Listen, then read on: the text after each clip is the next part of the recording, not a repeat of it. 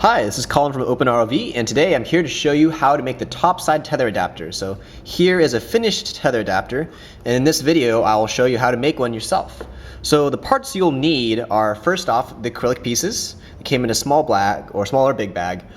You also need the USB 5 volt to USB to 3.3 and 5 volt regulator board. You'll need some wire as well. This wire is cut to a pair that's 80 millimeters long and a pair that's 50 millimeters long.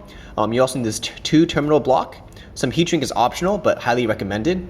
And of course, you also need the topside, the home plug adapters themselves. Some of the tools that you'll need a flathead screwdriver or some sort of prying tool that can open up the media link adapters, as well as a soldering iron and some hot glue and a hot glue gun. Cool. So the first step is to, of course, open up the media link adapters. So inside, it just so happened that a community member, Walt Home, found out that these specific home plugs work really nicely in the sense that you can remove the power board from the communications board, and we're going to take the communications board to make both a topside adapter and the other one to be the bottom side adapter for the ROV itself. But we're going to open up both of them in this video. So first, grab your handy dandy prying tool. And what you want to do is you want to crack this case open, but you want to do it very carefully though, because you don't want to damage the boards. So just kind of along this notched edge, just kind of pry it open. It'll make popping noises as you pop it open. Yep, there you go. It's kind of crunchy, but no, don't mind. You won't need this case again, so don't worry about being a little bit harsh with it. There you go. It's like opening up a crab or something. Here we go. And whoop.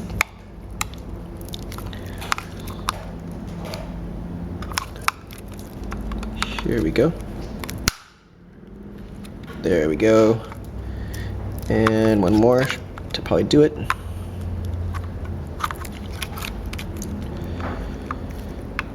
There we go. Awesome. So there we go. So pop the cover off of this. So in the next step, we'll need to kind of finagle this out.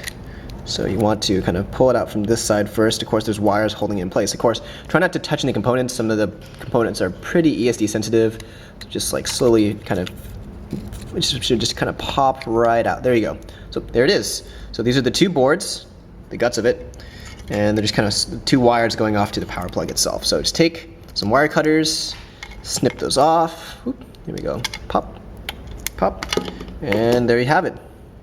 So these are boards. So now next step is to, of course, remove the boards. So we want to make sure you cut these leads long because we're going to solder directly to them, like it's shown in this already prepared board. You want to make sure that these, so the board's actually connected to the power board on two different places with these headers, both for the tether as well as the power itself. So we're going to snip those headers going through. So as you can see, they're a little bit hard to get to, so having some nice flush cutters is really useful for this. So you can see right here, the tether ones. So just want to cut them as long as possible. So right there, see right there. Cool. So let's just pop that off. One, and let's get the second one as well. And don't worry about damaging the power board because we're not going to be using it. So just move components out of the way if you need be. And there we go. There we go, that's 1 and 2. And then you have the other 3 right there as well. You see those 3 pins, so make sure you cut them high. You can trim them down later. You can't really put material back, sadly. So it's kind of awkward, but go one, it's the middle one, go for the side one, and lastly, the other one. Cool, there we go. And here we go. So you got their boards separated. So this is the power board, we don't need it anymore. So this is just the power board. It takes the 120 volts coming. Well, it does two things, right? For one, it takes the 120 volts or 220 volts coming from the wall, and steps it, converts it to DC and steps it down to power this board. But also enables a direct connection back from the tether, back from the Ethernet to the 2-wire interface over which the home plug network can communicate. Okay, cool. So the next step is to solder the connections to the home plug board. So first off, you have to have have 2 pairs. A shorter pair of wires for connecting the power from this board to the board. Again, these are 50 millimeters in length, a little plus minus, but around there should be good. And then you also have 2 communication wires to go from to the actual tether, right here and here, that are 80 millimeters in length. So right now I'm just using stranded 22 gauge hookup wire, but there's not really any, there's not any wire should probably work pretty well that you have lying around. So let's take out this board as well. Okay, so step 1, I like to trim, first off, and make sure that those headers are relatively the same height. We don't want them too high, because right now they're a little long. They actually might cause some fit issues, so just trim them down to about the same height as a standard 0.1 pitch header. There we go, the same for those as well.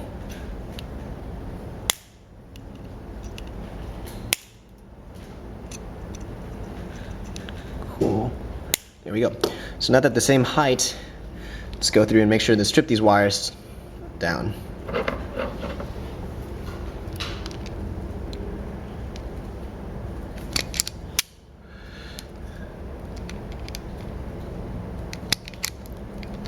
Cool. Let's do the same for this one.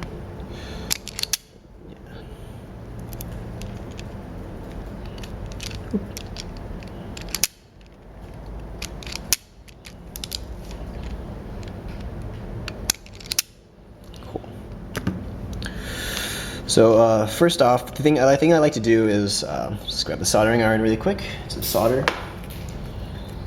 So I like to first tin both the wire and the headers themselves. So these helping hands are always very helpful. So you can focus on soldering and tinning rather than actually holding the wire and burning yourself. It's always, soldering always requires 3 hands, and therefore, since I'm not a mutant, I need these helping hands to help me along. And I really like these knife tips as well, because you can really quickly stab on all the heat you need.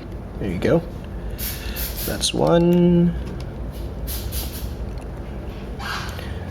That's 2. Cool.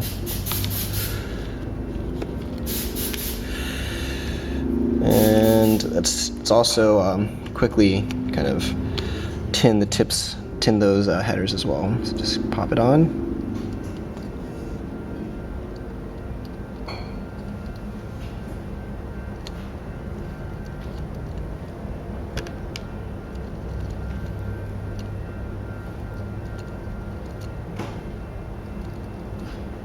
Cool.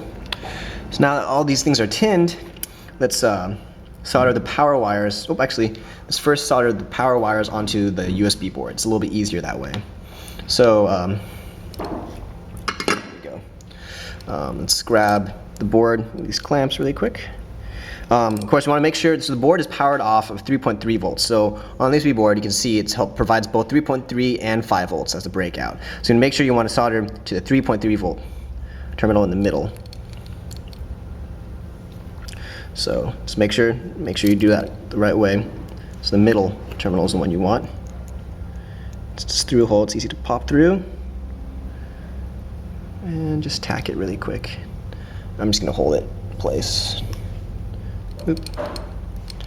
Let's see, these helping hands can kind of guide me along. There we go. Yeah, sorry, everything's kind of awkward just because I'm trying to film it while I'm doing it, so it's a little interesting, extra challenge, I guess. There you go. Just basic through a hole. Just got that. Awesome. And now let's do the ground. Lead. There it is. Cool.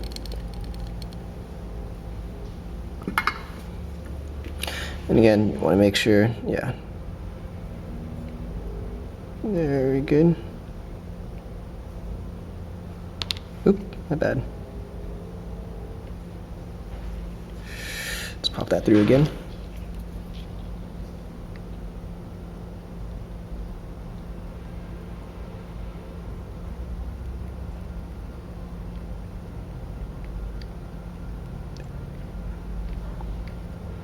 Cool, there we go.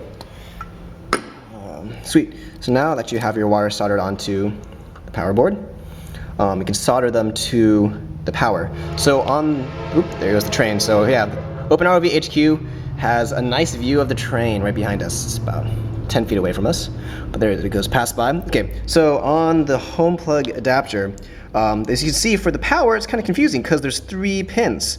So the center pin is power, and either of the sides is ground. It doesn't matter which one you do. Just choose one, go with it. So it doesn't really matter. But so the final configuration is the board, the USB plug will be on facing the same side as the Ethernet. So it's recommended to solder the ground plug on the outside terminal. So first, of course, you want to solder it to the center. So let's do that really quick. Yeah.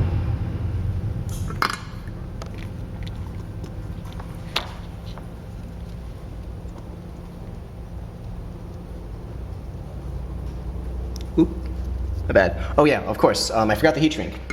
So first, make sure, always of course, with heat shrink, put them on your wires first. Yeah, it's always a step. Always happens. And then solder them on.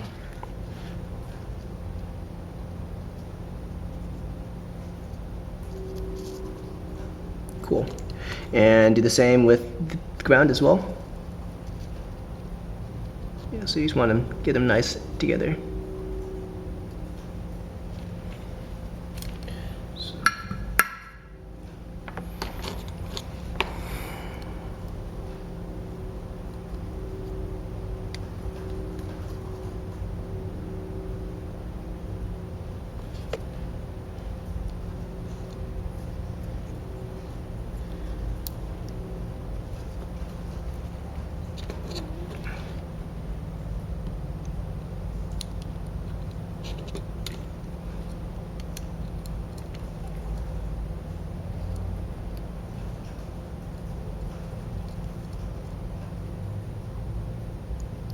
Yeah. There we go.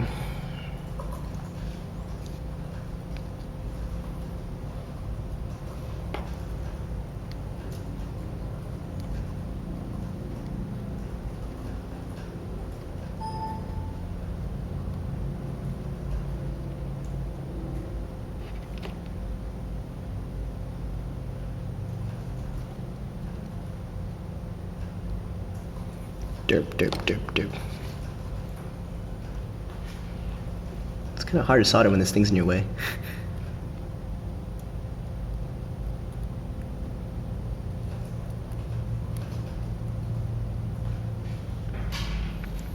Cool.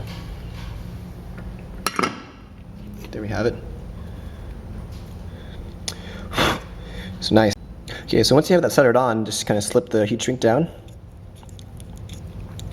Yeah, never forget the heat shrink. And then go ahead and also solder on the signal wires to this. So again, strip off an amount. You know, strip off about the same length to make it about as long as the headers themselves, so you get a nice long surface area to have a nice joint. So it's nice and mechanically sound, and the signal sound as well. Go. Let's do that, and let's also do it for the other side, same size.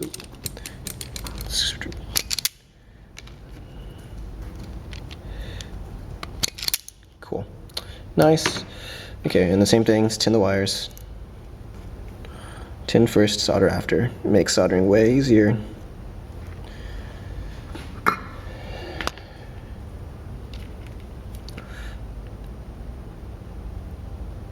Just tap and go.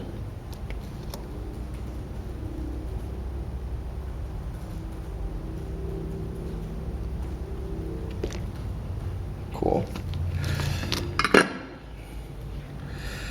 That done.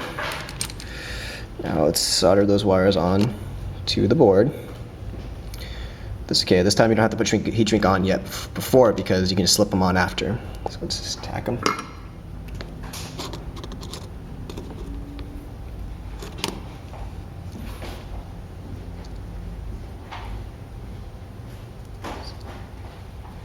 There we go. 1 and 2. Awesome. Sweet. There you go. So there, you got your wires all hooked up. Nice. So the next step Let's put the heat shrink on before, so we don't forget in the future. Let's put that on. So, yeah. And the next step will be to assemble the box itself. Okay, so now I'm going to show you how to assemble the acrylic case for the topside adapter. So the topside, the case itself is it's not exactly intuitive. As you can see, the board is actually upside down when you look at the top. The reason being is that the indicator LEDs are on the back side, or now the top side of the board. So I like to first kind of lay out all the acrylic part to be able to easily make sure that all of them are facing the right orientation. Of course, I recommend that you actually keep one of the paper on the outside face on. That way, when you finally have it glued together, you can peel off all the papers and then they have a nice clean outer edge, so that way you don't get glue over everything. But for the purposes of this demonstration, I peeled off both sides to show you so it's more clear of how to assemble it. Okay, so you want to make sure that the back side of the adapter, for where the block terminal goes through, that the block terminal pins are on the bottom, like that, like so. And then for the front side of the adapter, where the connections are, you want to have the Ethernet on the left, and then you want the USB port to be on the bottom as well. Okay, so the easiest way to assemble this is to kind of first put everything together by hand. Also on the support for this wall support for the USB regulator, the side piece is actually not symmetrical. If you put it in correctly, it'll put it nice and flush. If you put it in wrong, it'll be about a millimeter space, so you want to watch out for that. Okay, so let's assemble this really quick. It's easy to first, so the easiest way to glue this is to first kind of put this all together.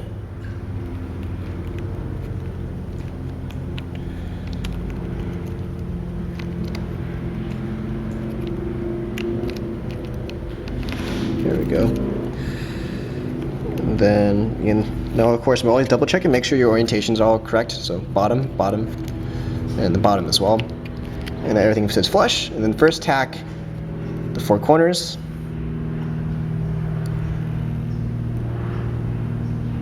And make sure that everything flows in nicely.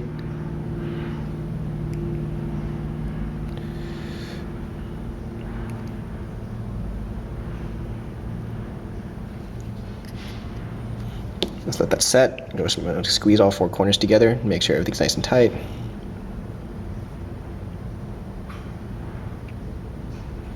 Like that. Okay, now I'm going to tack the bottom on.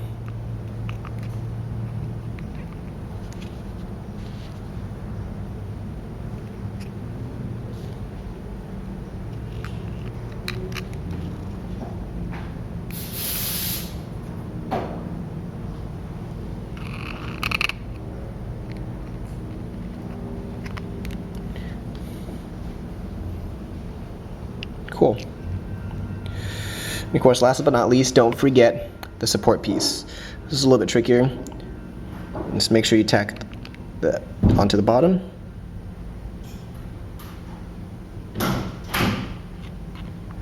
As well as the sides.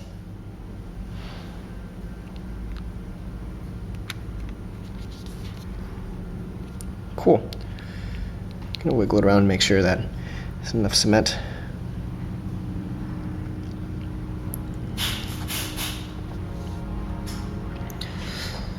Cool. So once that's set, as you can see, here comes the train by the office. Sweet. Now let's go about assembling it.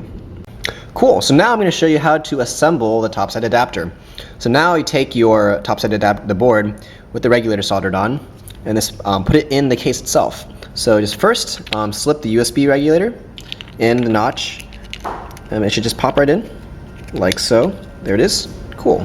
Should snugly. Make sure the connector is the right way. And then also, while you're doing that, don't insert it quite yet. Feed the signal wires from for the tether out through the holes. This is important because, or else you won't be able to solder on connector if it's inside. There you go. Oop, here comes the train again. Let's get both of them through. Hello, Amtrak. And there we go. Everything's harder on camera, right? when you're being filmed, at least. I'm super self-conscious. Okay, so with that done, now you want to insert the board in. So first thing what you want to do is kind of make sure you want to bend that power wire down so it kind of lays nicely down. And you want to kind of put it at an angle, kind of insert it in. So get that Ethernet jack to jack in, and just push down. Make sure, trying to be in. And that should be it. There you go. Ta-da! Now you have it all nicely packed in place. Cool. So now, next up, we're still not done yet though. So we want to make sure that we want to get the tether wires in nicely. So let's feed those in. Let's see, that one's a little stuck over, but that's fine. So let's get the soldering iron hot up, like nice and hot again. Make sure we want to put them the right way up as well. So let's get the soldering iron. Again, those wires already tin this block really quick.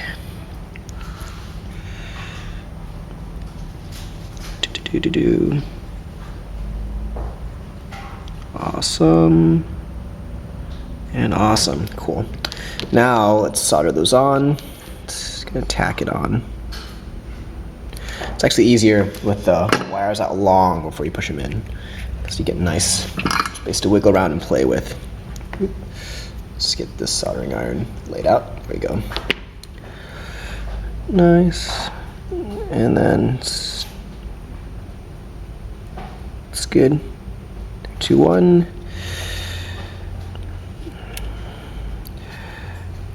Then just want to